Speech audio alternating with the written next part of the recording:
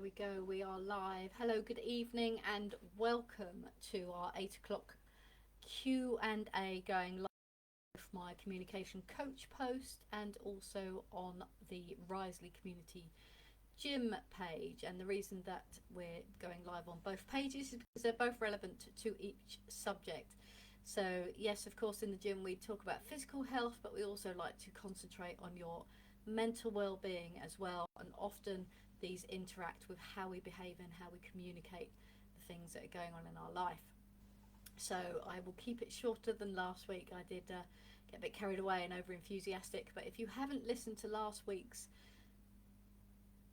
live, it's all about values and beliefs, and it's going to link in today, but we are going to talk about limiting beliefs more today and how they affect your communication and your behavior, and how that's relevant to your mental and your physical health. So I have got a list of 6 of the biggest excuses that we use, why we use them, generally to protect ourselves, and what we can do to overcome them, and how they show up in our behavior and the way that we communicate with each other.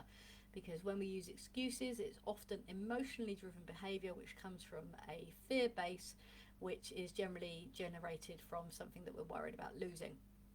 So here's the first one. So there's 6 of them. We'll go through the 6 of them, and then we'll go through what we can do to move past them. So the first one is, I haven't got enough time. So how many times have you heard yourself say, I haven't got enough time to do this? And it can be about anything. It can be about a goal that you're trying to achieve. It can be about getting back into fitness. If you've been in lockdown, a lot of people that are coming to the gym at the moment haven't trained for over a year, and they're a little bit nervous about coming back. So perhaps you can relate to that, and perhaps that's the way that you feel yourself. Or perhaps it's something that you want to achieve, like writing a book or setting up a business, or just doing something that's been on your to-do list for a very long time, but you come up with the excuse as, I don't have time. So that's the number one excuse. The second one, and I can really relate to this, okay, so I don't know about you, but I'm definitely in this category. It will start next Monday. Everything always starts next Monday. So for some reason, in a psychological way, because Monday is the beginning of the week, if it doesn't happen on the Monday, let's take, I'm just going to use training as an example.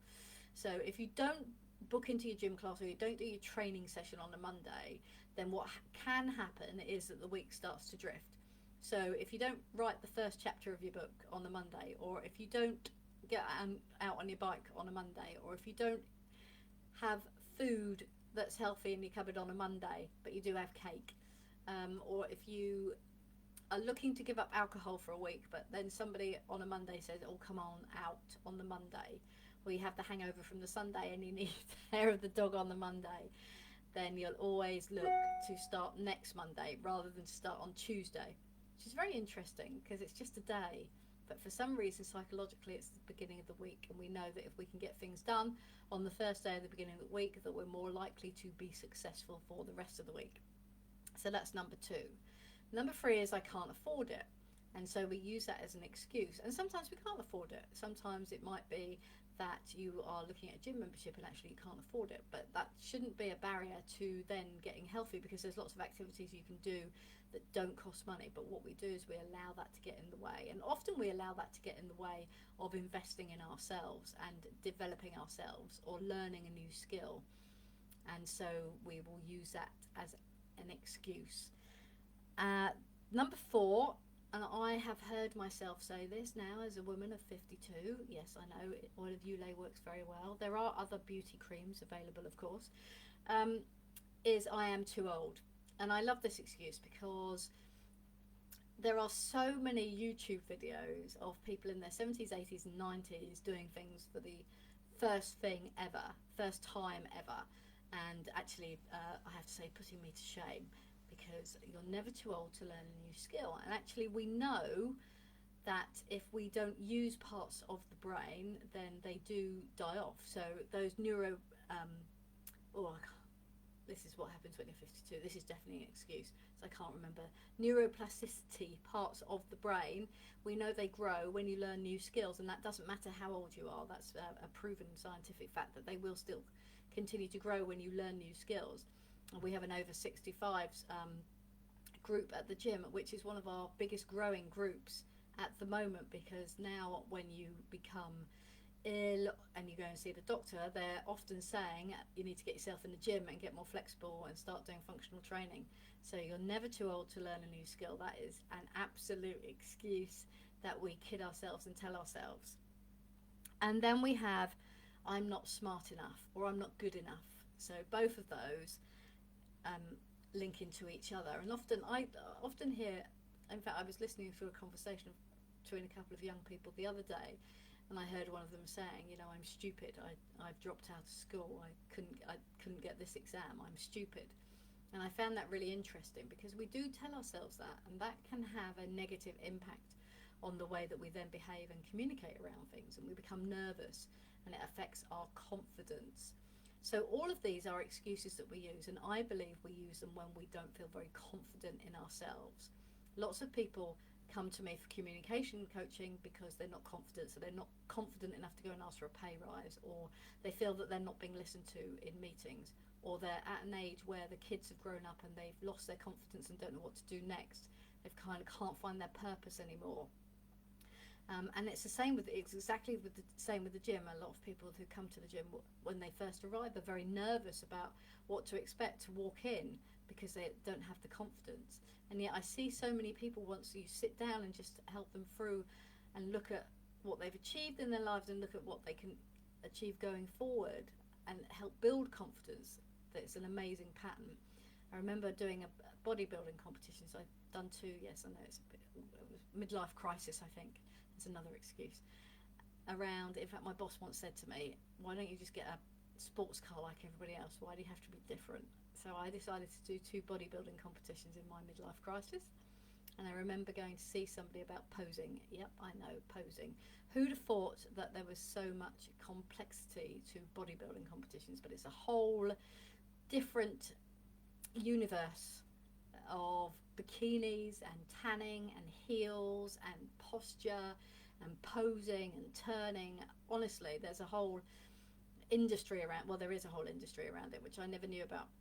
I went to posing classes, and what the lady made us do is, we were always in bikinis, always in heels, and there was a full-length mirror right across the opposite wall, and the uncomfortableness of looking at yourself in a full-length mirror in a bikini and heels, surrounded by other people who, in your own head, you perceive as more glamorous and more perfect than you are, was a real challenge. And it's very interesting how psychologically that works. And actually what she was doing was prepping us for going out on stage and to be comfortable in our own skin and to be comfortable with who we are.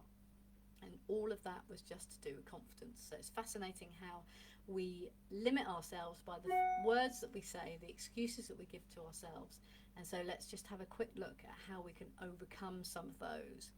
So the first one is, I haven't got time. So there's that great saying, isn't there, that we all have 24 hours in our day, and yet some people seem to achieve so much more with their 24 hours than others. And you kind of like look at them and go, how do they get the time to do that? Where do they get their energy and their drive from? And so something that I have read about a lot and used myself is just looking at where you focus your time. What do you actually spend it on? Now, I love people, and I love chatting with people, and I spend a lot of my time chatting. I know that I do. And so when you break that down and actually look at how many hours you spend chatting or scrolling, sometimes I have to stop myself scrolling by literally saying to myself, stop scrolling and start doing it, please. And just having that conscious behavior and understanding how you're behaving will help you to find that. You'll find the time for the things that are important to you, which is true, because you live into your values. So if your family and being a parent is the most important thing to you, then you will always find time for your kids, always, because it's high on your value. So depending on what's high on your value is where you're going to spend your time. So and there's nothing wrong with that. In fact, that's what you should be doing, because you're the only person that can make you happy. So then don't beat yourself up if you can't find time to do the other things. It's because they're not a priority. If you want to make them a priority, then you have to link them into what you value and what you believe to be true. And then that will help you to find the motivation to bring them further up on your list. Then the second one is start next Monday. So all we're doing is we're putting it off. And actually a day is a day, and it is just an excuse. Just because the day is Tuesday doesn't mean we can actually start what we want to start. The other thing is, if it's not scheduled, it won't get done. So if it's not in your diary, it just won't get done. And if you start to look at what's in your diary and how many other people are filling your diary with their priority tasks rather than your priority tasks, it's amazing. Especially with email, you end up doing other people's work for them or answering other people's problems on the email. So how often are you spending your time doing things for other people rather than the things that you actually want to be doing for yourself? Then the can't afford it. Again, this is all about looking at your priorities and your values, because you'll spend your money on your values and what you like. So if you like shopping and you like new clothes, you're more likely to spend your money on that. If you're very into fitness, so for example, I buy protein powder because that's high in my value, and other people will go, why on earth would you waste your money on buying protein powder? And of course they would, because it's not high on their value. So it depends where in your life you prioritize your values and to what you'll spend your money on. Then the next one is I am too old. So it is just a number. I read something today actually that 60 is the new 40, something like that. And so it's just an age. So it's just an age, it's just a number. And you can start new things at any age, so which is great news. And we've already talked about neuroplasticity and how it grows within the brain. So use it or lose it, as they say. And then lastly, I am not smart enough, I am not good enough. What words are you telling yourself, and what is making you say those things to yourself? Because as soon as you say it, it becomes true, because we live into what we want to live into. So just bear that in mind when you're talking to yourself, if you can catch yourself and what you're actually sounding like. And then lastly, I just want to share with you something that a mentor said to me a couple of weeks ago, and I said, I'm going to borrow that with pride, and she said, crack on, Nick, do it. And that is, words create worlds. Words create worlds. So what world are you creating for yourself with your own inner dialogue and your own belief system? Have a lovely evening. Look, I kept that to 13 minutes, which is quite amazing on a Monday evening. Have a great week. If I can help you at all in any way, shape or form, please just let me know. Send me some questions or just reach out to me on any of my social media, and I will do my very best to respond. Have a great week. Take good care of yourselves, and yeah, well, words create worlds.